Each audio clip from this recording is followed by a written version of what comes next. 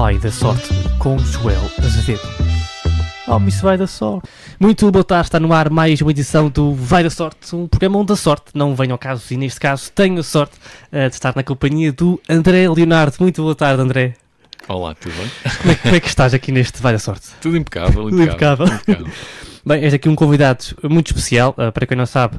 Tu dizes isso a todos, não? Este é especial porque... é especial no sentido de, pronto, não te conhecer e tens assim já algum nome, tens que admitir, tens já algum nome, tens um livro, és speaker, tens faz acontecer, e gostava que falasse um bocadinho, se pudesses definir-te assim num minuto, como é que te descreverias? Aquilo que fazes, aquilo que és em termos de pessoa. Epá, isso é das escadas, vou gastar um minuto a dizer que não sei o que é de dizer, mas é mesmo isso, é das perguntas que eu tenho mais dificuldade em responder, porque quem está a perguntar geralmente espera uma resposta dentro de uma caixa. Sim.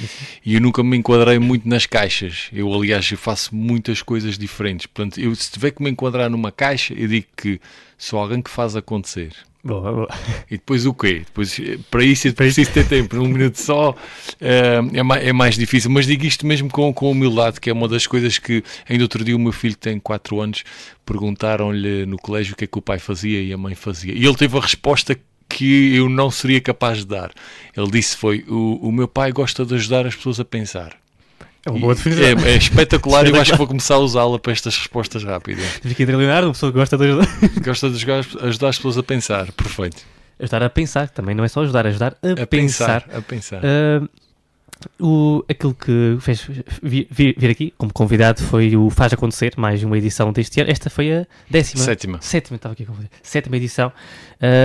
Tu é que foste aqui o fundador disto? Sim, acontecer. Sim. Como é que surgiu esta ideia do Faz Acontecer? Sim, o Faz Acontecer já é uma coisa que já vem lá está, são 7 edições, mas que aconteceram ao longo de vários anos. A primeira foi em 2011, na altura nem se chamava Faz Acontecer, tinha o nome Super Fleiro, que era mais burocrático. Conferência Internacional de Empreendedorismo, vírgula, Açores. Eu até pus a vírgula, que era para parecer uma coisa mais a sério. E isto nasceu porque eu, na altura, tinha uns professores de faculdade que eram espetaculares, tinham estado em Harvard, o outro em Manchester, e eu olhava para aquilo e pensava, adorava que as minhas pessoas pudessem ter acesso a esta forma de ver o mundo, que isto é diferente, é disruptivo, e eu acho que íamos ser todos um bocadinho melhores se tivéssemos isso. Daí até criar a conferência foi um desenrolar muito grande, porque eu nunca tinha organizado sequer uma passagem de ano para 10 amigos, quanto mais um evento. E depois eu sou daquelas pessoas que quando se mete a fazer qualquer coisa é para fazer bem feito. Eu queria, logo é uma coisa para encher, para esgotar, tem que ter oradores de impacto. Isto para um miúdo que na altura tinha 20 anos, 21. Pronto, daí até fazer acontecer foi também quase como uma obra. Mas foi um processo, foi assim que começou. E até chegar ao Faz Acontecer o nome, quando é que criou assim mesmo Faz Acontecer o nome para o evento? O nome Faz Acontecer vem de uma coisa que foi eu há 12 anos atrás decidi fazer uma viagem pelo mundo. Vendi as coisas todas que tinha, fui fazer uma viagem pelo mundo e pelo caminho, eu já não sei bem como, mas houve um dia que me lembrei, Faz Acontecer é um grande nome. Deixa-me cá ver, já alguém registou isto de certeza. Às vezes eu registrei imediatamente, é um nome impactante. Comprei o domínio fazacontecer.pt e tudo o que eu faço a partir daí, portanto, Faz Acontecer é uma expressão que eu usava, mas nem me apercebia. E de repente é E de repente tornou-se uma marca. Tornou-se uma empresa, tornou-se uma empresa, tornou-se uma marca que tem um monte de coisas, desde formação corporativa. Eu acho que trabalho com as empresas quase todas a nível nacional. Ou trabalho, ou já trabalhei, ou está-se a falar agora para trabalhar. Tem esta parte, tem a parte de livro, já vamos no 3º livro, pronto. E depois tenho a nossa parte sem fins lucrativos, que é um projeto que eu gosto muito, que é o Faz Acontecer Talks, que acontece na 3ª, que foi este evento que tu tiveste comigo aqui há umas semanas atrás. E este grande Faz Acontecer uma vez, é sempre na feira, no Outono Vivo, certo? Tem sido, nas últimas 2 edições foi sempre, coincidimos sempre com o Outono Vivo. É uma boa maneira também. Já que falaste aqui na tua viagem ao mundo, queria que falasses um bocadinho como é que surgiu, como é que foi, isto é um elefante da sala, como é que foi esta viagem ao mundo? Como é que surgiu? Começar por aí. Olha, estávamos numa altura em que se falava de Troika, FMI, pessoas a serem despedidas, e como resposta a isso tentava-se dar algum ânimo às pessoas. E eu, na altura, estava na faculdade, via um programa que talvez conheças, que é o Shark Tank. Eu adorava aquilo, porque eu não estava a ver malta engravatada a falar sobre, sei lá, macroeconomia e coisas que a gente tem assim... Os royalties. Coisas que para nós não são palpáveis, quer dizer, só sei que acabei de perder o emprego e agora como é que vou fazer? E na altura vi este programa e eu adorava porque aquilo era palpável. Eu estava a ver alguém que nos Estados Unidos vendia bolos e eu pensava, pá, será que eu posso montar uma relote na Praça Velha que lá a vender bolos? Eu não sei, mas pelo menos fazia-me sonhar. E eu na altura pensei, opá, e se eu fosse fazer uma viagem pelo mundo? Claro que tenho que arranjar a maneira de financiar isto, mas e se eu tentasse recolher histórias reais e depois quando chegasse ao fim e tentasse ver o que é que esta gente tem em comum, porque eu assim ficava com a parte prática das histórias e podia ficar com a parte científica por trás, que é se estas 100 ou 200 ou 300 pessoas que eu vou entrevistar pelo mundo, se eu depois descobrir traços em comum entre eles, significa que está aqui algumas características das pessoas que conseguem atingir objetivos e depois com isso eu posso ensinar. Exatamente. O pensamento foi muito simples, demorou muito tempo, não foi assim em um minuto que eu cheguei a ele, demorou meses a pensar nisto, mas foi o que deu início depois a tudo o que veio a seguir. É uma jogada arriscada. Disseste que pronto, tinhas vendido tudo para esta viagem. Sim, vendi tudo. Opa, não tinha terrenos, nem casas, nem jipes, nem carros para vender. Não tinha. O meu pai na altura, o meu pai é uma pessoa que eu adoro, o meu pai, a minha mãe, mas são pessoas muito tradicionais. O sonho da minha mãe era que o seu querido filho viesse para a terceira, depois de estudar, e fosse trabalhar para algum organismo de preferência público, porque era seguro e tinha a vida, entre aspas, resolvida. Isso é o conceito de sucesso da minha mãe. Portanto, quando eu chego a casa e digo, mãe, pai, eu vou dar a volta ao mundo, aquilo é rápido, é só um ano, e vou a países incríveis, como a Tanzânia ou a Palestina, a minha mãe não caiu para o lado porque estava sentada, não é? Porque para ela aquilo foi um choque, eu estava a destruir tudo o que a minha mãe tinha, todo o sonho que ela tinha. Portanto, não foi assim muito fácil deles aceitarem, não foi assim muito fácil de conseguir lá chegar, os meus pais não me apoiaram de todo no início, mas pronto, com algum espírito de sacrifício e vontade, acho que tudo se consegue. E tu, onde é que começaste esta grande viagem? Qual foi o ponto de partida? Olha, eu comecei na altura por fazer algumas entrevistas assim em Portugal, depois acho que me estás a perguntar mais no estrangeiro. Eu depois... Sim, fui de Portugal. O roteiro foi Portugal, República Checa, Israel, Palestina, depois fui para a África, Quénia, Tanzânia, Moçambique, Índia, Nepal, Hong Kong, Macau, Tailândia, Malásia, Singapura, e já decorei isto. Perguntam-me isto tantas vezes. Austrália, depois fui para o Japão, depois dei a volta para o México, fiz literalmente a volta ao mundo. Sim, desci para o Brasil, Uruguai, Argentina, Chile, subi para os Estados Unidos, Canadá, Estados Unidos outra vez, Europa e de volta a Portugal. Foi um ano de viagem, 20 e tal países, 4 continentes e uma mochila às costas e uma câmara de filmar. E está quanto coisa? Dá quanto queira. Para nessa altura deu. Há mais que eu quero fazer, mas naquela altura foi muito bom. Qual foi assim, aquela primeira grande... nesta viagem, qual foi assim a primeira... Está-me aqui a faltar a palavra. Uou, isto é... Aqui uma luz. Qual foi assim a primeira luz que tu viste? Numa cultura diferente, seja onde for.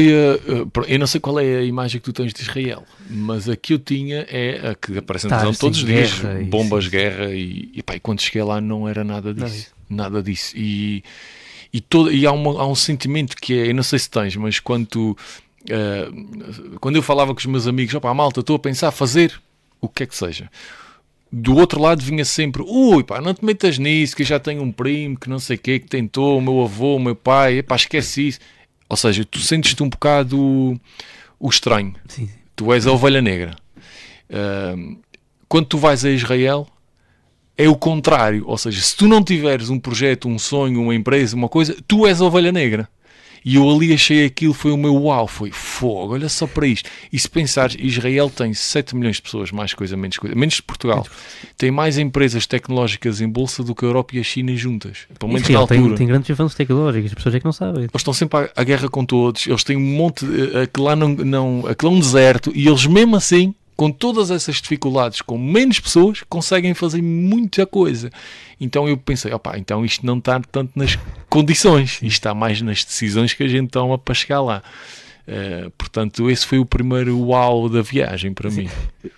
E tiveste nesses países todos... E já agora deixa eu dizer sim. uma coisa, e isto impactou-me especificamente porque nós estamos numa região e numa ilha que, mas isso nada se passa, porque estamos nos Açores, porque não tem gente, porque temos mau tempo, porque temos isto, porque chove muito, porque as condições, quando não há condições. E ali tu vês que não tem nada a ver com condições, tem a ver com estratégia, tem a ver com decisões, tem a ver com tudo, muito pouco com condições, estás a perceber? E isso impactou-me muito. Em termos de pessoas, houve assim alguma pessoa em específico que alguma frase que ela disse, algum gesto que marcou-te assim, logo no início da tua viagem? Houve vários, mas houve um que pela história, eu ainda estava em Portugal e falei com um senhor que era tetraplégico, mas que tinha nascido sem qualquer problema físico, e quando ele me contou, às tantas tinha 16 anos e estava a brincar na praia, não sei o quê, e bati com o pescoço e fiquei tetraplégico. E eu fiquei a olhar para ele do género, coitado do homem. E ele depois diz-me, olha, mas está tudo bem, eu sou casado, tenho filhos, conduzo, sou autónomo, estou à frente de 5 ou de 6 empresas, as empresas faturam alguns milhões de euros e eu sou feliz. E eu aí fiquei a olhar para ele, dizendo, isto deve haver aqui algum esquema que eu não estou bem a ver, porque eu conheço tanta gente que não tem qualquer problema físico e que se está sempre a queixar, como é que este senhor que é tetraplégico está-me a dizer que está tudo bem, não há aqui qualquer coisa, não está a bater... certo, e ele depois vem-me a explicar, e eu depois pergunto por muitas perguntas, ele às tantas diz-me, André, só há uma coisa que eu quero que tu digas sempre que falas na minha entrevista, é que não há nada que se conquiste na vida que não dê trabalho. Tu não imaginas o que eu passo desde que eu abro o olho até que vou para a cama, é só isto, não há esquemas, não há truques, não há nada, é isto, é só isto. E aquilo marcou-me bastante. Realmente. E a tua grande mensagem, que é isto de fazer acontecer, de todo o trabalho, toda a persistência, a resiliência, esta é a grande mensagem, certo? Para todos aqueles que... Sim, eu acho que sim, ou seja, não há ninguém que não tenha sonhos e objetivos e coisas que quer fazer. Toda a gente tem. Poucos são aqueles que depois vão atrás dos sonhos. Com coragem. Muitos ficam na ideia. Sim. Isto era tão giro, mas... E depois os mas podem vir de fora, podem vir de dentro. Mas muitas vezes é dentro, muitas vezes. Muitas vezes é de dentro. Eu não acredito, ou se eu fizer e depois não conseguir, eu vou ser um falhado, mas há tanta coisa. Isto precisávamos de 3 podcasts só para desenvolver esta parte. Mas a minha grande mensagem é, porque eu vi pessoas em bairros de lata na Índia, no Quénia, vi também em lugares super desenvolvidos, pessoas que meteram na cabeça que iam fazer, com estratégia, com dedicação e com esforço, conseguiram. Portanto, acho que a mensagem do fazer acontecer é possível, assim tu queiras, assim tu trabalhes, assim tu tenhas a estratégia certa, é possível. É possível e casos, exemplos não faltam. Sim, foi pelo menos na palestra o que não faltaram foi grandes exemplos, empresas, e mesmo em termos pessoais, até falaste disso, que não quer criar uma empresa. Sim, a ideia de fazer acontecer é para empresas. Eu acho que às vezes a malta acha que aquilo é um evento de empreendedorismo, de negócios, é quase um web summit pequenino, porque é nos Açores. Não tem nada a ver com isso, O fazer acontecer é um estilo de vida, e tu podes fazer acontecer uma volta ao mundo, podes fazer acontecer um negócio, podes fazer acontecer um podcast, podes fazer acontecer mais tempo com os filhos. É uma maneira de olhares para a vida. E isto é transversal a todos. Por isso o evento é para todos. Perguntam-me assim, mas isto é para quê? É para todos. Mas eu tenho um filho com 12 anos, achas que é para ele, leva, que vais ver que ele vai gostar. E a minha avó, que tem 70... Manda a avó também, que ela de certeza que vai gostar, tenho a certeza. É que a pessoa tem sempre um sonho, mesmo até. E tu que estiveste lá, viste que tinha gente dos 10, acho que a pessoa mais nova tinha 7 anos. Eu vi pessoas muito mais velhas, muitas pessoas, eu falei uma amplitude de pessoas incrível. Estava cheio. Estava cheio. Os bilhetes escutaram com mais de uma semana antes. Depois começam-me a pedir bilhetes. Homem, agora não. Não sei, não. Só se for se acontecer isto, um dia isto, vai ter que se aumentar o auto teórico. Já houve um senhor, não foi nesta edição, foi na outra, que me ligou. Eu não sei como é que ele arranjou o meu número, mas ligou-me 2 dias antes e disse: ouça, mas eu levo uma cadeira e eu ponho lá, e eu conheço bem o auditório, aquilo tem uns corredores largos, não vai incomodar ninguém. Ouça, mas eu não posso fazer isso. O senhor queria levar uma cadeira de plástico para pôr nos corredores, homem, mas não é a terceira, uma cadeira de plástico. Isto não é as marchas das 6 horas, não pode ser. Não? Mas provavelmente vai ter que começar a aumentar isto. E depois toda a gente branco ali, Para quem não sabe, isto não era uma seita, mas... Isso é uma private joke, só quem teve lá que sabe. E eu não vou explicar, tenho que ir lá para Tem que ir lá, senão não tem graça. E em termos, já que estamos aqui em seitas e negócios, em termos de críticas negativas, na altura impactou-te muito ou era tranquilo para ti? A primeira crítica que faziam e que me impactava era que este evento quase, tipo, falam, mas isto não é nada. E isto na altura eu levava isto como uma crítica, mas na verdade eu acho que era um elogio espetacular que me estavam a fazer, porque nenhum evento, nenhum Web Summit não tem essa intenção. Quem tem a intenção de criar negócios são as incubadoras que existem, e todas as cidades têm uma, os Açores têm gabinetes de apoio ao empreendedorismo, atração de... Esses é que têm que fazer isso. Um evento é só um evento, é só juntar pessoas que gostam de um determinado tema e as pessoas abrirem consciência, saberem mais, abrirem horizontes, é só isso. Para estarem a dizer, mas aquilo nem negócios criam dali, que by the way já houve, Sim. é porque eles estão a ver que aquilo tem um power tal que devia fazer mais do que aquilo que era suposto um evento fazer. Portanto, na verdade, a crítica que me estavam a fazer era um elogio disfarçado de crítica. Pelo menos é assim que eu o entendo. E é assim que tem que se ver, não é? Tem que ver a parte positiva e que ser uma coisa construtiva, que às vezes leva sempre ali a peito. E o tema deste ano foi coragem. Como é que surgiu este tema? Foi assim uma luz ou estava já preparado há algum tempo? Não, sim, eu todos os anos, todas as edições escolho um tema e o da coragem fazia-me todo o sentido, até porque estávamos ligados escolhemos sempre uma instituição para doar as receitas da bilheteira, porque este evento é sem fins lucrativos e quando se pensou na Liga Portuguesa contra o Cancro, a palavra coragem acho que é quase imediata, sim. Não é? Qualquer pessoa e são tantos que ou passaram por isso ou têm familiares que passaram por isso, acho que a coragem é a coisa que todos precisam, quer a pessoa que passa, quer os que estão à volta, e portanto houve uma ligação muito rápida e foi a palavra do evento. E foi uma boa palavra. Para quem não sabe, então, Faz Acontecer foi mais uma grande edição. E em termos do teu documentário, que também faz acontecer. Sim. Tudo faz acontecer. Já sabe.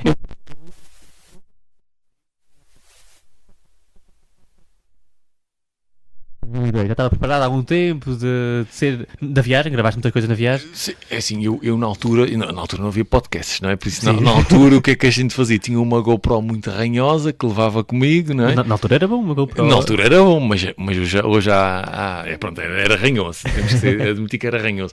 E depois tinha uma câmarazinha que um patrocinador me conseguiu arranjar e eu ia gravando as coisas e tinha um blog, na altura haviam redes sociais e partilhava uma coisa ou outra, mas ainda havia aquela história do blog de viagem e eu ia fazendo um bocado de partilha do que é que estava a acontecer e o que é que tinha aprendido, mas gravei coisas para mim, não pode depois até quando estivesse a estudar aquilo me lembrar. E há 2 anos atrás houve uma pessoa que faz documentários que leu o livro, houve uma palestra, já nem sei bem, e perguntou-me se lhe dava autorização dele fazer e se eu lhe dava acesso a essas imagens, e eu disse que sim. Portanto a ideia não partiu de mim, até partiu dele. Eu confesso que no início até rejeitei assim um bocadinho a ideia, porque ele me pediu e me explicou que isto é sobre a viagem, mas não és só tu que vais falar, tu tens que me dar acesso à tua mãe, ao teu pai, ao teu irmão, aos amigos, e uma coisa é tu mandaste para a frente, outra coisa é mandares os outros para a frente. Sim. Vai tudo em conjunto. E eu fiquei, como é que eles vão... E depois andei ali de roda a pensar, e pensei, olha, se eles alinharem, isto vai. Falei com eles com calma, até no evento contei isso assim com alguma piada, porque foi mesmo aquilo, foi, vem aí um senhor gravar uma câmera, eles vão pôr isso aí. A minha mãe quando chegou a casa eram holofotes, eram as pés, não é, com os microfones assim por cima, e a minha mãe ficou dizendo, isto era a câmerazinha que tu tinhas falado, mas agora já estava. Um bocadinho. E então, pronto, a ideia nem partiu de mim, mas no fundo aproveitámos que fazia 10 anos, em 2024 fazia 10 anos que eu tinha feito a volta ao mundo, e fizemos uma celebração com o lançamento do documentário. Ele durante este ano esteve a rodar vários lugares, já passámos várias localizações, e em dezembro ele fica disponível no YouTube para qualquer pessoa depois poder ver. Portanto, é uma boa prenda de Natal também. É uma prenda de Natal. Também passou na RTP, se não me engano, falaste na RTP, sim. Portanto isto vai chegar a mais pessoas. Passou no dia de Natal do ano passado. Na RTP? Na RTP. Muito bem. O que foi um momento assim simbólico, porque eu acho que o documentário é sobre, lá está, é sobre sonhos, é sobre fazer acontecer, e não há pessoa que não tenha sonhos, e o dia de Natal é o dia. Portanto, em vez de estarem a ver o Celcinho em casa, houve várias pessoas a ver o Faz Acontecer. Eu acho que está... Ou os dois viram um e depois viram o outro, que também realmente não há Natal sem Celcinho em casa. Nem que seja gravado, que isto agora dá para gravar, Claro. na altura... Puxar para trás. É isso.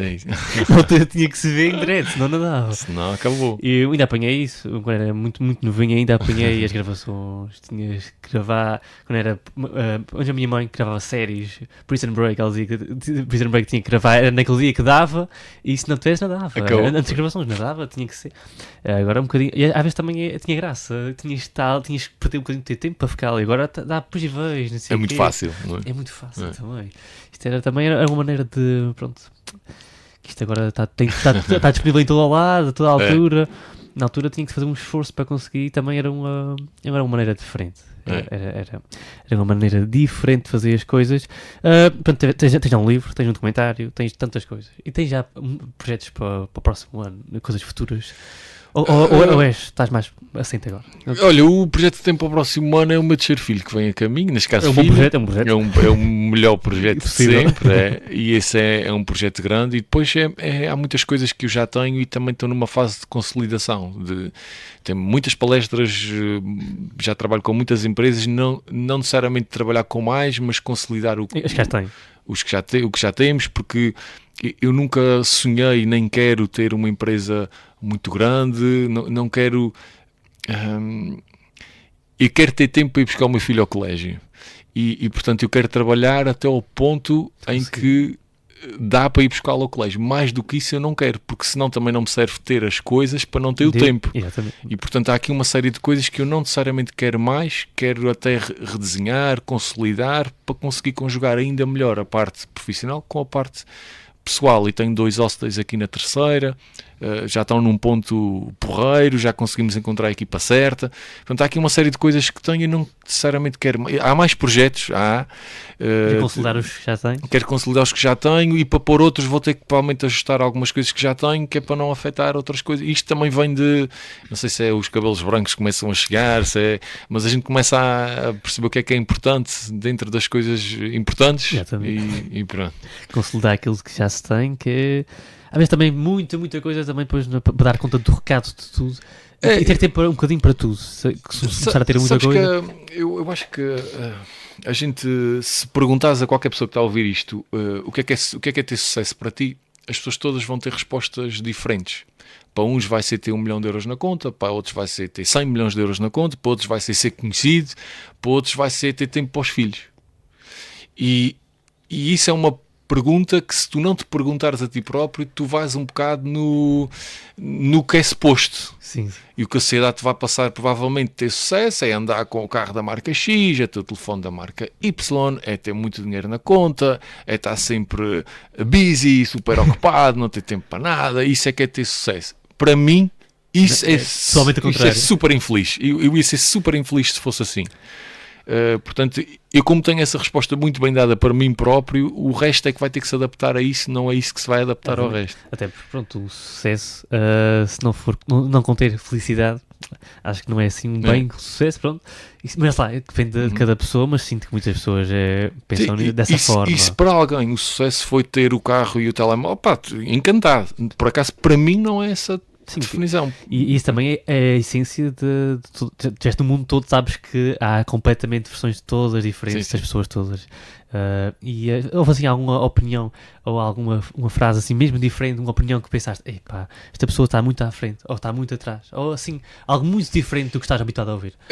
Sabes que muitas das coisas que eu ouvi há 10 anos atrás, há 11 anos atrás, para mim agora hoje já são normais. Mas há 10 anos atrás, quando eu as ouvi, por exemplo, lembro-me de estar nos Estados Unidos com um empresário, ele já tinha falido 3 ou 4 empresas, e agora estava na altura com uma empresa super bem sucedida, pronto. E eu, às tantas, perguntei-lhe com jeitinho, porque não o queria ofender, mas como é que é lançar o tipo, tiveste de falhar 4, podias ter estado à primeira ou à segunda, mas estavas a falhar 4. E ele disse-me, sim, mas eu quase que consegui. Eu não falhei, eu quase que consegui. E eu estou muito mais preparado para conseguir do que alguém que nunca tentou. Isto faz-te pensar no erro, e aqui na terceira, nos Açores, qualquer pessoa que falha, pois estava-se mesmo a ver, porque ele é sempre a mesma coisa, aquele rapazinho que estava ali, aquele é maluco, desde pequenino, e o pai e a mãe ainda são piores do que ele, porque ficas logo catalogado como um falhado. Se vais ao banco e isto é aquele lembras-te que ele já teve um negócio de não sei de que foi para o charco, olha, é o segundo, vem aí. Já estava a ver, Estava-se mesmo a ver. E portanto este conceito foi das coisas que me marcou na altura. Hoje não são novas, mas na altura para mim foram. Sim, que cada vez, felizmente, cada vez está mais, faz parte. Falhar uma vez, falhar duas, desde que eu estava a dizer, quase se conseguir.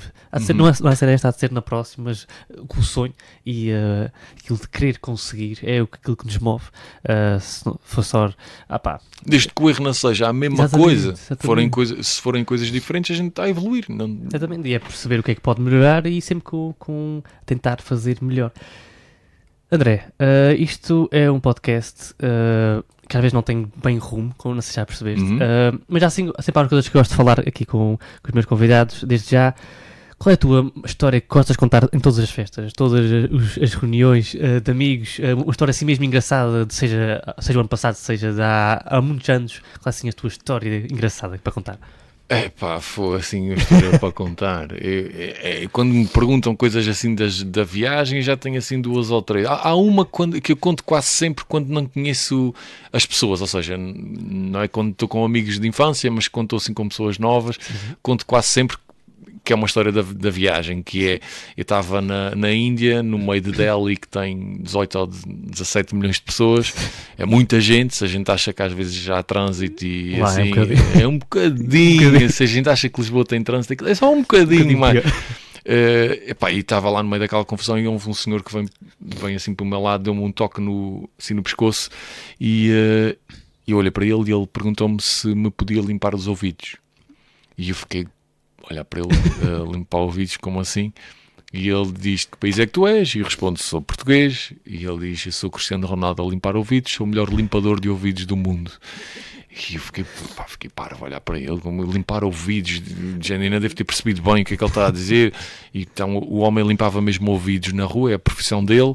E depois a história dele é espetacular. Eu uso-a nos meus livros todos, nas minhas palestras quase todas, sempre que estou assim com alguém que conheço menos bem, conto quase sempre esta história, porque depois tem ensinamentos espetaculares por trás, a razão pela qual ele faz isto, como é que ele faz isto, é espetacular. Mas esta, respondendo à tua pergunta, é uma das histórias que eu conto quase sempre. Não estavas nada à espera de repente limpar os ouvidos? Não. Até porque acho que ninguém gosta de limpar os ouvidos, então ser uma pessoa diferente a fazer... É um bocado surreal. Imagino que alguém na Praça Velha a limpar ouvidos agora na época de Natal. É surreal, não é? Mas lá na Índia, porque é que isto acontece? Porque as pessoas, explicou-me ele, porque as pessoas ganham tão pouco dinheiro e limpar os ouvidos não é a prioridade principal, é comer, não é? Sim. Pronto. A segunda há de ser outra qualquer, mas não é limpar os ouvidos, de certeza. Pronto, limpar os ouvidos há de ser, sei lá, a sétima ou a oitava. Pronto, mas na Índia, só para teres uma ideia, eles ganham, o dinheiro que ganham hoje é para comprar a comida de hoje. Por exemplo, eu vi na Índia uma coisa que me marcou imenso, que era, imagina como se fosse assim um papel de prata. Ou seja, tu vais comprar pasta de dentes, tens os supermercados para a classe média alta, que são iguais aos nossos, mas depois tens o lugar onde a malta, o povo vai, e tu chegas lá e pedes pasta de dentes, eles não te vendem um tubo de pasta de dentes. Sim. Eles vendem-te, imagina o que é uma utilização de pasta de dentes, imagina um bocadinho de pasta de dentes em cima de um papel de prata, todo dobrado, e vendem-te uma dose, é para usares hoje. Então eles são muito do dia a dia. E porquê? Porque o dinheiro de hoje dá para hoje, não dá para amanhã, nem para depois da manhã. Então limpar os ouvidos, como não é uma prioridade, e ninguém compra um pack de cotonetes para ter em casa. E quando precisar, que no caso deles eles explicam-me que é 3 em 3 meses, 4 em 4 meses. Olha, como nós vamos ao dentista, que é, sei lá, uma vez por ano, 2 vezes por ano, olha, eu vou àquela pessoa que me limpa os ouvidos. Estás a perceber? Sim. Já agora custa 20 cêntimos, 10 por cada orelha. 20 cêntimos. Ok. E o objetivo do limpador de ouvidos é por dia conseguir, o que eu falei, era conseguir à volta de 6 euros. Portanto, a 20 cêntimos o pack de orelhas, é fazer as contas a quantas... Ainda são várias As contas dá para... Deixa-me ver aqui na calculadora, até para não me enganar. 185, 30, não é? Pá, 30. Seja 30 orelhas por 30 dia. orelhas por dia. Ok. Portanto, Não, 30 orelhas não, 30 pessoas. 30 dá pessoas. 60 orelhas 60 orelhas por dia. para 6 euros. Dá para pensar. A malta não está a ver a tua cara, mas tu estás surpreso. Dá que pensar. Portanto, foi assim uma coisa que te marcou. Em termos de qual foi a sua cultura que mais te marcou pela positiva? Eu não estava nada à espera de ser assim tão boa. Opa, eu gostei muito. Eu gostei muito. Até é difícil responder porque eles são tão diferentes. Diferente, exatamente. Mas, por exemplo, eu adorei estar no Nepal. As pessoas são muito calmas e põem-te a pensar, às vezes só com conversas muito simples, são muito simpáticas.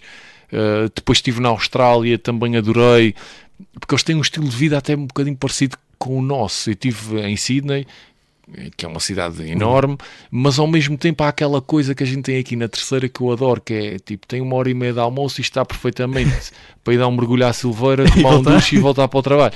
E eles em Sydney têm isso, e isso é uma coisa, mas tem uma cidade enorme. E pronto, eu se um dia tivesse que mudar de país, um dos que eu ia provavelmente pensar seria a Austrália. Tem o único problema que fica precisamente no outro lado do mundo. É um bocadinho longe, mas é espetacular. Sydney, por acaso, é muito bonita. Portanto, é aquela cidade grande disfarçada de...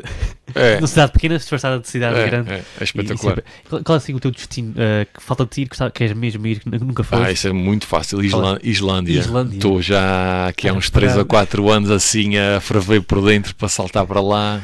Islândia, que é o contrário de ferver, que aquilo é gelado. É gelado. Tem os vulcões que fervem, mas o resto é bem gelado. Mas eu tinha Islândia e tinha uma curiosidade grande ali com a Arábia Saudita, mas isso já resolvi há 2 anos atrás, já lá fui. Já foi a Arábia? Ok. Sim, até foi num contexto engraçado, porque fui passar uma semana com o Al Nassr. Na altura treinava lá, o treinador era o Luís Castro. Isso foi antes do Ronaldo ou já estava lá? Já estava o Ronaldo e tivemos uma semana, tive eu e mais um amigo meu, uma semana lá com ele, com o Luís Castro, porque estávamos a fazer uma pesquisa sobre liderança e comunicação e gestão de conflitos e passámos uma semana lá com ele a ver como é que ele era líder, como é que ele, pronto, foi, mas pronto, tinhas aquelas super estrelas todas lá e ter acesso àquilo tudo foi no mínimo engraçado e curioso. O que é que achaste ali do clube e da cultura do clube? É muito diferente. A Arábia Saudita, a gente aqui não faz ideia do que é aquilo. Aquilo é mesmo aquilo em 10 anos vai ser uma coisa muito diferente, vai ser mesmo uma potência a todos os níveis. Eles têm projetos muito fora do que temos aqui sequer perspectivados, que a gente sequer possa imaginar. Assim, já está muito, e portanto daqui a 10 anos já vai ser, porque foi na altura também do Ronaldo entrar, um bocadinho antes talvez, eles começaram a investir bem nos clubes e já se fala muito na competição, já não é só... Que a gente aqui parece que é só futebol. Não, é mas não, o Nadal do ténis está a construir lá uma série de coisas, do golfe também há coisas, do UFC, das lutas há coisas, do futebol há o Ronaldo e mais. Mas imagina, tudo o que é interessante, tudo o que atrai negócio, tudo o que atrai condições de vida para as pessoas está a ser investido fortemente. E o pensamento daquilo é interessante, que é, nós agora temos petróleo, isto vai acabar um dia, mas quando isto acabar a gente vai ter outras coisas. O pensamento que está por trás daquilo é bastante inteligente. Eles têm projeto de arquitetura, coisas absolutamente fantásticas. Aquilo é mesmo interessante. E portanto, quando tiverem, usufruí-lo e fazer o máximo possível para quando não tiverem, estão preparados. Exatamente. E portanto faz a gente aqui em Portugal, se calhar chegava ao fim, para aí 2 anos antes, a gente pensava, e agora? Como é que a gente vai fazer? Eles estão-se a preparar com 100 anos de... eu agora e quando acabar... É o desarrascanço, que é uma coisa tão portuguesa, tão espetacular, como tão chata, de vez em quando. É chato às vezes. E portanto, a Islândia é assim um país que gostavas muito de ir. Já foste um país que gostava muito de ir, era a Escócia. Já foste à Escócia? Não, por acaso não. Acho que é um país mesmo muito bonito. Escócia, Islândia também é um dos países que gostava, Grécia. A Europa em si tem muitos destinos, mas também gostava de experimentar assim uma cultura mesmo diferente, como tu falaste dos países. Se tivesse que escolher Japão. Japão já tive, é giro. O que achaste do Japão em termos? É muito fora do comum, ou seja, aquilo questiona-te muitas maneiras de tu veres a vida, tudo o que estás habituado no Japão é diferente. Outro país que te faz isso é a Índia, mas acho que te faz isso de forma até mais agressiva, especialmente se não fores àquela Índia que chegas, tens um carrinho à tua espera, vais para o hotel cozinha mais ou menos as coisas que estás habituado cá, vais ao Taj Mahal, voltas para casa. Isso é uma Índia e é válida, está certo. Mas a Índia... questiona-te tudo o que tu estás habituado lá é diferente e isso é giro. Eu acho que também é uma das razões pelas quais a gente viaja, é para ver coisas novas, é para evoluir, é para... Não é? Exatamente, ver várias perspectivas e isso também foi o grande propósito da tua viagem, ver as pessoas. Isto dizer, se fores ao Japão, acho que sim, a Índia também vai ser um choque. E tens ali depois uns intermédios. O Nepal já consegues ter um choque, mas é mais controlado. A Islândia tenho a certeza que é um choque por outras razões também. Eu passei algum tempo nos países nórdicos, fiz Erasmus na altura na Suécia, desenvolvi, já fui fazer muitas palestras ali à Dinamarca, a Suécia também. País muito à frente. E eu gosto muito daquilo e pronto. E se calhar um dia vou passar por lá ainda mais tempo. E é uma questão importante. Todas as pessoas gostam de comida. Acho que gostas de comida. Qual foi assim a melhor gastronomia nestes países? Olha que a portuguesa, se não é a primeira, está no top 3 pelo menos. Às vezes as pessoas subestimam a comida portuguesa sim. Quando estão fora, mas assim, há um país que adoraste. Deixa-me assim pensar comigo. O Brasil, mas porque é aquelas coisas que eu adoro, as picanhas e o pão de queijo. Não estão muito fora do que estamos habituados. Está muito parecido aqui com o que a gente tem. Eu gostei da comida em Israel, não é assim, não é top 3, nem de perto nem de longe, mas tem algumas coisas que eu me lembro de serem interessantes. Ali o Médio Oriente tem algumas coisas interessantes. E de resto eu gostei muito da América do Sul, porque é estes, como estava lá, é picanha e é carne da Argentina e pronto, são coisas já mais normais. Quando vais ali para os Estados Unidos e Canadá é muito fast food, não me interessa minimamente. Tudo. Centro da Europa é para fugir, Norte da Europa então terrível. Norte da Europa terrível, Centro da Europa também não me lembro assim de um prato que diga, aquele... Daqui uma francesinha. Não há nada disso. Uma sopa de carne. Não, olha, mas uma coisa que até digo isto até com alguma tristeza, é que o mundo, uma das coisas é que ele está, isto é uma verdade, está muito mais global, o que quer dizer que tu vais à outra ponta do mundo e vais encontrar restaurantes que estás habituado. E isso é giro por um lado, tipo, olha, lembro-me de estar na Austrália com uma bifana. Num restaurante português, podia estar aqui a ver uma Superboc, podia estar aqui na Praça Velha, estava na Austrália.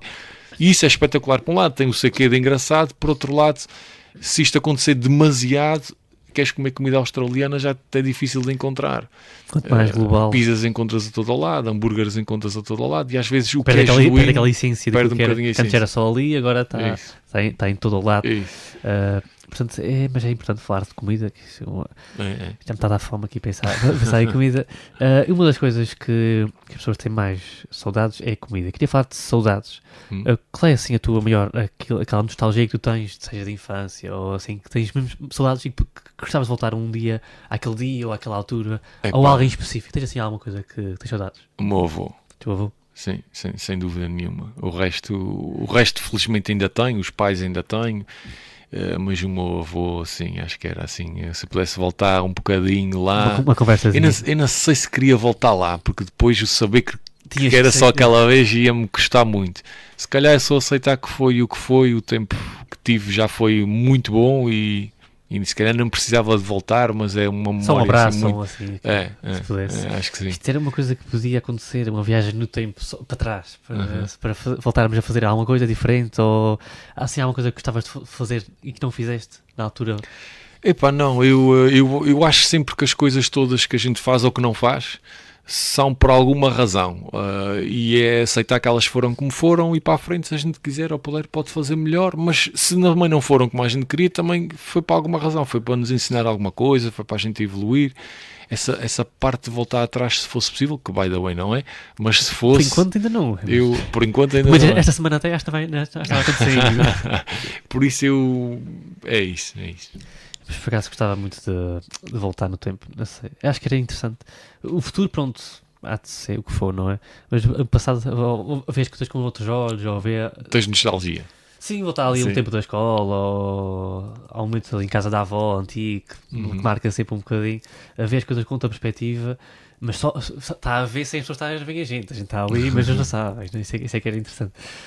Portanto, aqueles tempos que pronto, não voltam, não é? Mas há, como disseste muito bem, há sempre é sempre por um motivo, não é? Se não fizemos aquilo ou se fizemos, isto é mesmo assim. E em termos de isto completamente fora, mas estava aqui anotado, gosto sempre de falar, qual é a tua maior irritação no dia-a-dia? Maior irritação no dia-a-dia? Sim. Epá, quando, assim, se for no trabalho, é quando eu Em casa, no trabalho, ou seja, onde for, com pessoas. Eu acho que é quando eu digo assim, olha, então vamos fazer isto. E a pessoa me diz assim, mas eu não sei. Mas como é que isso se faz? Pois, então eu não sei. Senhor, desculpe lá, mas eu não... Assim, e fico louco. Eu fico louco porque a maior parte das coisas que eu me meto a fazer não faço a menor ideia como é que elas se fazem. Mas eu não sei, mas procuro. Não sei, mas encontro. Não sei, mas... E então, pois... E quando fica no pois, mata-me. Aqui acontece muito. Mata-me. E então, se calhar das coisas que mais me chateia é isso. Uma pessoa vai... não sei...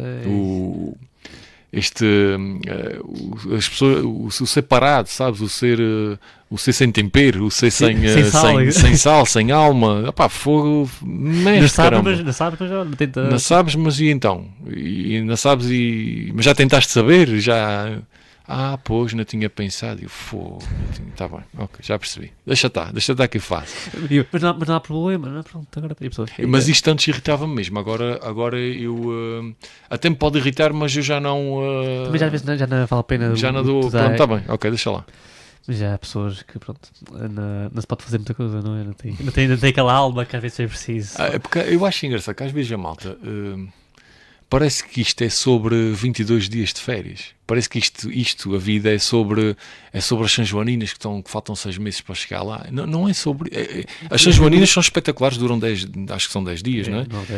As férias são espetaculares, são 22 dias e se houver aquele feriado para fazer pontos, ainda que se cresce, top, acho top. Mas o ano tem 365 dias, não tem 22 dias. O fim de semana e cada dia a pensar no fim de semana. É que dá para ser feliz. 365 dias, dá para estar bem disposto, dá para ir atrás das coisas que se quer. Há sempre um dia ou outro, mas é isso, estás a dizer. Tipo, não tem que ser só aqueles. Parece que às vezes. Não estão a ver o dia a dia, estão a ver já a pensar naquele dia que querem descansar, naquele que querem estar. Estou em que para ir de férias. Aquele jantar que vai acontecer e até lá depois é o piloto automático, não é? Aproveita que estás de férias. E depois estás-te consolando nas férias. Quando acabar, vai voltar tudo ao mesmo.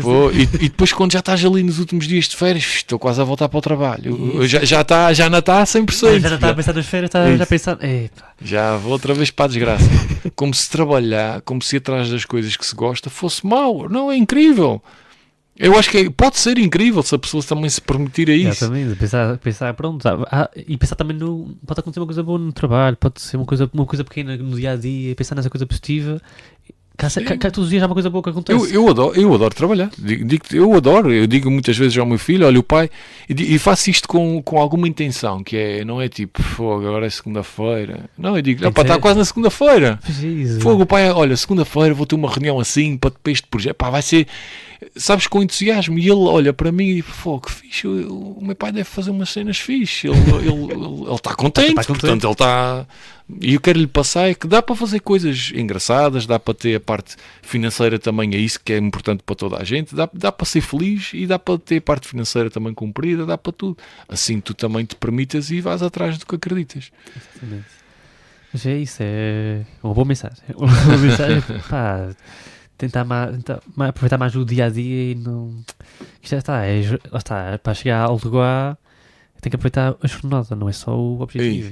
Agora, há uma parte que a malta às vezes não gosta, que é tu, para chegar já ao lugar, tens que passar um caminho onde provavelmente vais ter que fazer coisas e sacrifícios que a maior parte das pessoas não estão dispostas a fazer. Isso há muito. E eu acho que, na verdade, é aí que grande parte das pessoas se distancia. É que tu, para viveres sonhos, tens que passar por sacrifícios, tens que tomar, lá está, decisões... que...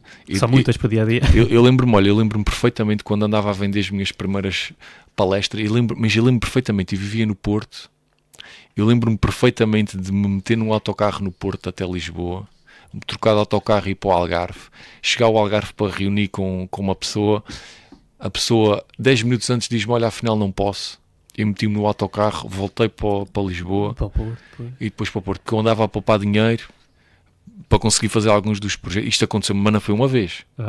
Isto aconteceu-me várias vezes. E eu tenho a sensação que isto foi um pequenino exemplo de outras coisas que aconteceram. Eu comprei o meu primeiro carro, já tinha 30 anos, ou 31. A minha prioridade aos 24 ou 20 ainda foi comprar um carro. Nada contra quem tem carro, está tudo certo. Mas só estou a tentar dizer, são decisões, são opções que depois têm consequências também, não é? Quem quer viver sonhos tem que tomar decisões. E a malta às vezes diz assim, eu não tenho tempo. Sim, não tens tempo. E como é que foi a série de rap depois? Foi top. Então peraí, então tens tempo. Só que decidiste aplicar o teu tempo na série da Netflix, que está tudo certo. Está tudo certo. Mas se queres fazer aquilo e não estás a optar por outra, isso aí já é outra conversa. Isso, é porque, por exemplo, eu lembro-me perfeitamente de não... Pronto, lá está, olha, não vi séries, não vi filmes, para aplicar o tempo noutra coisa. Mas se trabalhar 8 horas por dia dá. No início não dá. No início, se queres seguir sonhos, se calhar não dá. Oxalá que dê. Se no teu caso dê melhor, mas no meu caso, por acaso, não deu. E não foi uma vez. Eu lembro-me de ficar meio zangado com o mundo porque era feriado e ninguém me respondia. E eu precisava de ter... E queria ver aquilo andar para a frente. E precisava de ver aquilo andar para a frente. E aquilo deixava-me doente. Foi outra vez feriado. Se agora mais um dia que ninguém me responde. Domingo, que seca. Estás a perceber? E, pronto, não estou a dizer que isto tem que ser sempre assim, mas há uma fase em que é muitas vezes assim. E pronto, faz parte, não é só rosas, não é? De todo. Se fosse só assim, toda a gente seguia os seus sonhos na boa. Tá. Olha, e no evento que tu tiveste outro dia, o evento durou 7 horas. Exatamente, não sabia que era tantas horas. As pessoas viram 7 horas, mas para acontecer aquelas 7 horas, teve bem à vontade umas 100 horas atrás, que ninguém viu. E depois daquilo acabar, teve mais umas 20, 30 horas à frente a desmontar. Ou seja, 7 horas levaram muitas horas para acontecer invisíveis. É verdade, tudo que vem para trás, todas as pessoas, tudo aquilo estava muito bem organizado. Mas a malta só vê 7 horas. E isto é a mesma coisa nos negócios e nos sonhos. A malta só vê 7 horas, faltam as outras todas. Estão ali, basta a mesa, mas que... É isso. Mas pronto, é isto. Mas não sei chatos de falar destas coisas, mas pronto. Como estás a ver o entusiasmo a falar disto. E é bom, é assim, quando está entusiasmado é bom sinal. Estavas aqui a falar de rabo depois. Tu és homens de séries e filmes? Vejo algumas coisas, sobretudo porque ando muito de avião e nos aviões tento sempre balançar um trabalho com umas séries ou filmes. Tens assim alguma favorita ou estás a ver neste momento, assim, algo que te marcou quando viste na altura? O que é que eu ando a ver agora? Eu vi, acho que das últimas coisas que vi foi uma de... revi o Coach Carter, que é um filme... que já tem muitos anos e é um filme que eu... Com o Samuel L. Jackson. Isso mesmo. Este foi dos últimos que... Depois vi um que era o The Bucket List também. Também com o Morgan Freeman. Isso. Eu tento sempre ver filmes que eu acho que me vão acrescentar alguma coisa. E esse acrescenta.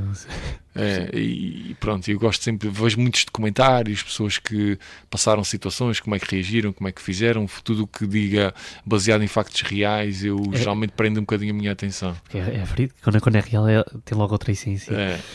Mas pronto, são dois grandes filmes. Por acaso vi há pouco tempo o Coach Carter, também é um dos filmes que eu gosto mesmo muito.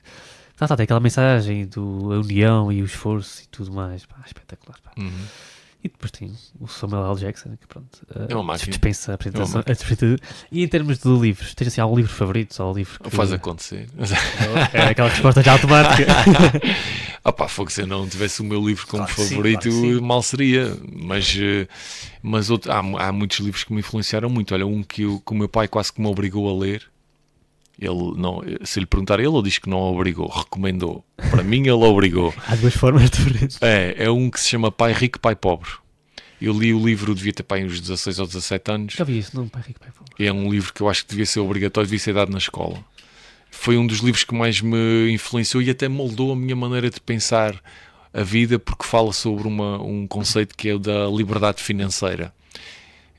E isto foi uma coisa que mudou muito. Aliás, eu acho que a minha trajetória, a maneira de pensar, até os negócios, são todos feitos com base nesta liberdade financeira que eu que li no livro com 16 ou 17 anos. Estava já a projetar ali. Tu ainda sabias, estava já ali a puxar por ti. Esse livro é muito fixe. Acho que vale. Pai Rico, Pai Pobre, portanto, do Robert Kiyosaki. Isso mesmo, estava aqui a ver. Sinto que já ouvi falar deste livro. Se calhar foste tu. Falaste nesse livro na palestra? Acho que não.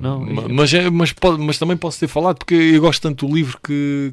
Este nome não é uma estranha capa, estava aqui a ver, acho que já ouvi falar sobre este livro. Portanto, se calhar tem na feira do livro. Então, de certeza. Esse é daqueles livros que está nos tops de venda já desde que começou. Isto é aqui, o ano disto. Ixi, já é do tempo da Salva Rainha. Mas continua muito atual, é mesmo interessante. E quando é assim? Depois há um outro que é Quem Mexeu no Meu Queijo, que fala sobre... É uma historiazinha muito leve, muito curtinha, que eu gosto até de recomendar que leiam. Há outro que é o Fernão Capelo Gaivota, que é uma gaivota que... Enfim, não vou contar, mas... Já li isso também. Mas esse... Pronto, eu gosto assim ou de histórias ou de casos reais. Eu lia muito no início o Richard Branson, que é o fundador de uma empresa que é a Virgin, que é uma pessoa muito fora da caixa, e eu na altura revi-me um bocadinho com ele, porque sabes que muita gente que faz acontecer em Portugal foca-se numa coisa. Eu criei uma empresa e fico com essa empresa até ao fim da vida, e a empresa cresce até ter X funcionários, faturar Y. E eu nunca me revi nisso. Eu gosto de ter coisas pequeninas, no meu caso coisas pequeninas que eu possa controlar, que eu possa decidir, e muito diferentes. E eu, na altura, não me revia, não percebia porque é que eu estou a fazer uma coisa. Eu agora estou a criar um hostel. O hostel está montado, e ao fim de um ano isto já não tem piada. E agora eu não sei o quê. Porque é que eu não me entusiasmava a ficar com aquele hostel a fazer...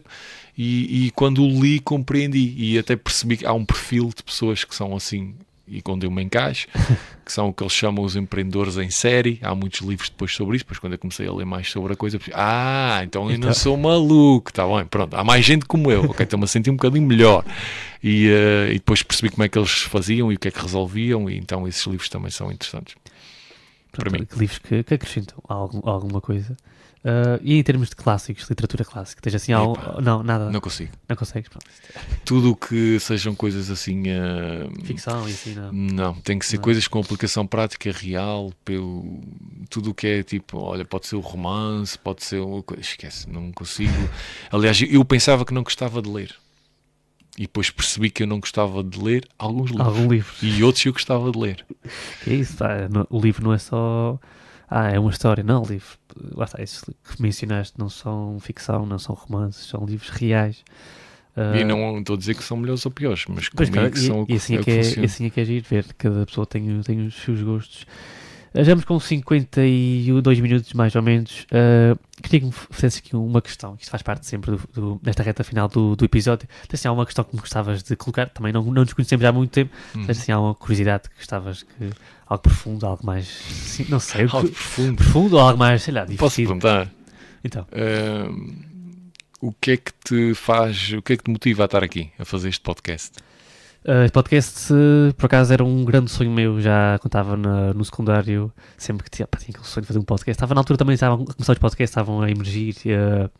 E portanto era um pequeno sonho que eu tinha de podcast. Sempre achei, estar ali a falar com, seja um amigo, seja uma pessoa assim incrível, uma mensagem forte. E portanto foi um sonho que ficou, que guardei para depois tirá-lo da gaveta e quando fui para fora, quando voltei e assim, e nunca esqueci desse sonho. Gostava, pronto, um dia que fosse assim um pouco mais conhecido, fizesse assim mais outra vertente também de vídeo, conforme as coisas forem, isto é, às vezes o português, forem crescendo, gostava muito que desse assim um pequeno saltinho a este podcast, mas é um sonho meu já há muito tempo, e portanto quando saiu o primeiro episódio, eu estava ali no Spotify, eu meti o episódio todo no Spotify, e ali orgulhoso, eu não tinha explicação. Eu gravei o meu primeiro episódio com o meu primo, filho de irmão mesmo, dele, um dos meus melhores amigos, e portanto quando gravei, gravamos um podcast. Aconteceu mesmo, fiz acontecer. Já fizeste acontecer. Era um grande sonho meu fazer um podcast, e portanto já vamos aqui com 31 ou 32 episódios, quase o ano todo, quase todas as semanas fazer um podcast, espetacular, e portanto consegui fazer este pequeno sonho, e mais virão. Este era um dos sonhos que eu tinha. Portanto foi um ano que tive algumas conquistas, tive alguma coragem também de fazer algumas coisas que nunca tinha feito, ou que tinha medo de dar aquele passo, e portanto escrevi um livro, fiz um podcast, estou na rádio, e portanto coisas que eu já muito gostava de... Quando a gente se permite de ir atrás dos sonhos, parece que o caminho vai aparecendo, exatamente. A gente não tem a luz, depois a gente começa a ir por eles e começa a aparecer umas luzes ali. Houve um amigo que uma vez me disse uma metáfora que eu achei engraçada. Ele dizia-me que a malta quer ver o caminho logo, Mas isto é como se estivesse a conduzir à noite. Tu tens os faróis apontados, só vês os próximos metros, Devagarinho, depois andas e vês mais uns metros e assim sucessivamente. Não dá para ver logo, iluminares o caminho todo. todo certo ali. Não, E eu achei essa metáfora engraçada. E é mesmo isso. E é isto. Naquelas curvas tens que ir muito devagarinho para ver bem ali. É isso. Acho que é uma metáfora que diz muito, sem dúvida alguma. E para fecharmos este grande podcast, para já, muito obrigado. Não, foi com gosto. André, qual é a tua maior sorte? A minha maior sorte? A minha maior sorte, o meu Euromilhões, que já me saiu Euromilhões, foi a minha esposa e os meus filhos. Só o meu Euromilhões de longe. É o teu sucesso. O resto acaba por ser um bocadinho, é bom, mas é um bocadinho acessório comparado com esse Euromilhões. E é a melhor resposta sempre. André, muito obrigado. Foi incrível esta conversa. Já sabe, todas as sextas-feiras aqui, em princípio, todas as sextas-feiras, Vai da Sorte. Um programa que é isto, é Vai da Sorte. Corre sempre bem, mesmo que às vezes eu pense, eu não estou preparado, e depois acontece aqui uma grande conversa de quase 1 hora, como é habitual. André, muito obrigado. Obrigado. Foi um prazer estar aqui contigo. Não se esqueçam, faz acontecer, nunca se esqueçam de seguir os vossos sonhos e de lutar por isso, porque pode ser difícil, mas depois compensa tudo. Grande abraço, tchau.